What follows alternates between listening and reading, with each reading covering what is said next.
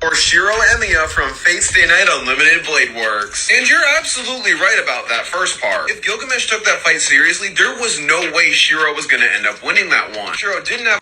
I am sick and tired of seeing Gilgamesh fanatics inhaling their copium with shit like, oh, if Gil started the fight seriously, or if Gil are taking the fight seriously. They're like, no, there is no way Gil is beating Shirou in a fight. Y'all need to understand, Fate is not Dragon Ball. Shirou is just quite literally the worst possible matchup for Gilgamesh. Now, let's go into this, shall we?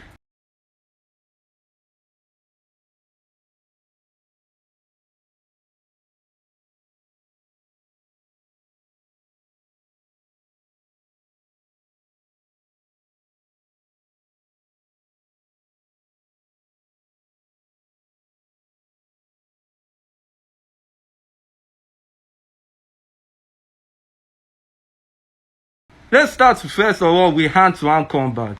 Gil lost to Saber in hand-to-hand combat. Saber lost to Kuzuki in hand-to-hand combat. Shirou repelled Kuzuki in hand-to-hand combat. But why am I going through all this long explanation? But first of all, you need to realize that Unlimited Blade Works by Ufotable is only one adaptation of the fight. And Ufotable actually did several original scenes that were not in the original visual novel or the 2010 movie. Yes, this movie is actually more follows the visual novel more than Ufotable's anime, in which both the visual novel and anime, Shirou beats Gil hand-to-hand combat. A lot of people don't know this, but when Shirou traces a weapon, he also gains the experience of the weapon's user. We know this thanks to the visual novel where he fought Saber Alta in the Heaven's Fuel route, a character that in canon is also said to have precognition. He traces Emiya's Kansho and Bakuya and replicates Emiya's experience. Everything Emiya has done as a counter guardian, Shirou instinctively knows it and can do the same. And he beats Saber Alta, a character that we know in hand-to-hand is far better than Gilgamesh in hand-to-hand combat. Another thing people try to say is that it's because Gil hesitated to grab Aya that if he grabbed Aya, he would have won the fight. Yeah, that is not true. Because in both the original visual novel and the original anime, Gil does not hesitate to grab Aya.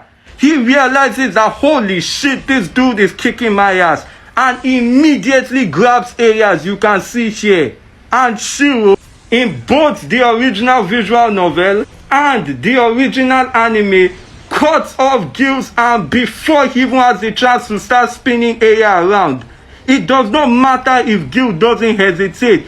Shirou will always be fast enough to slice Gil's arm off before Aya can even come about. Another copy on Gil fans will try and use is Gil wasn't wearing his suit of armor. First of all, let's acknowledge that there are gaps in the suit of armor for movements that Shirou could easily aim for. But even so, in the 0.5 seconds it takes for Gil to load up a sword from Gate of Babylon, Shirou was able to scan as they were coming out of the portal, find matching swords for them, destroy all of the swords coming out of the portal before Gil could even react to what was going on. So Shirou could literally just stop Aya from ever reaching Gil's hand as soon as he comes out of the portal. And even if Gil is wearing the armor and it comes into his hand, so Shirou won't be able to slice it off. We know not once, but twice that Shirou can knock swords out of Gil's hand with his sheer strength. Saber was also able to do the same thing. So we have seen in two separate instances that you can knock weapons from Gil's hand. Let's ignore the fact that Gil in canon and character is never going to use Shagnara Imbru in a fight. Even against Enkidu, Gil never used that clairvoyance. He hates it for two reasons. One, It's kind of annoying. It's his personality. He doesn't like spoilers. And 2 is that it is not 100% accurate. Go watch the Babylonian anime again. Gil literally said in his original prediction of Tiamat's attack, only he survived. In reality, over 50 people survived that attack. Shaknarambu is not 100% accurate. There are ways to get around it. It's kind of like if you've seen the future, but you aren't fast enough to react to it, the future can be changed. But so the Gil fans will give me peace and respite. Let's set the stage, okay? If we're using a serious Gil, then we are using a serious Shirou. Because there are shit in canon Shirou wouldn't do.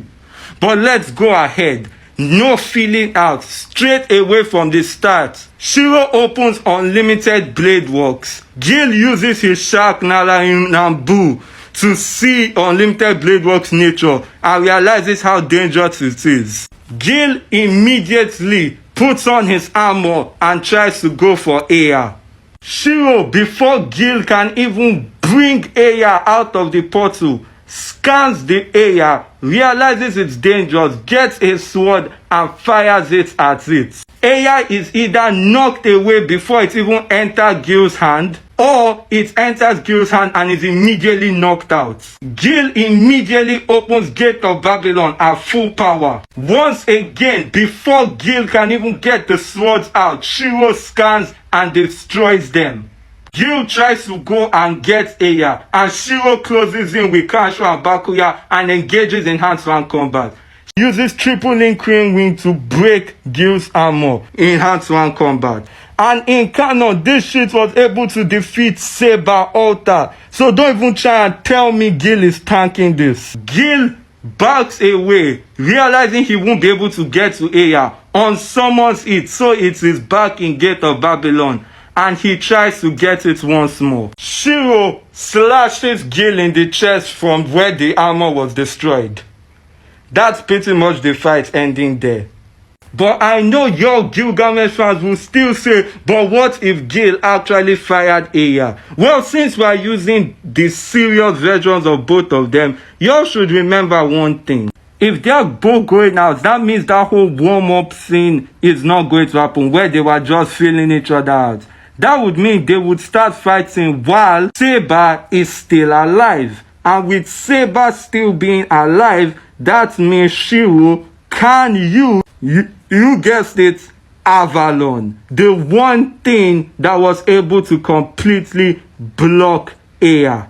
And even if Gil does fire Aya inside the reality marble, you actually need to learn something. Aya's wings have to be spread out in order to act as a reality marble destroying noble phantasm. If you can counter it in time, as we have seen done by Miyu vs Shirou in Oath Under Snow. And if anyone wants to tell me Miyu's Prisma Ilia is in canon, then explain to me why Ilya and Chloe were in the final battle against Solomon in the FGO game.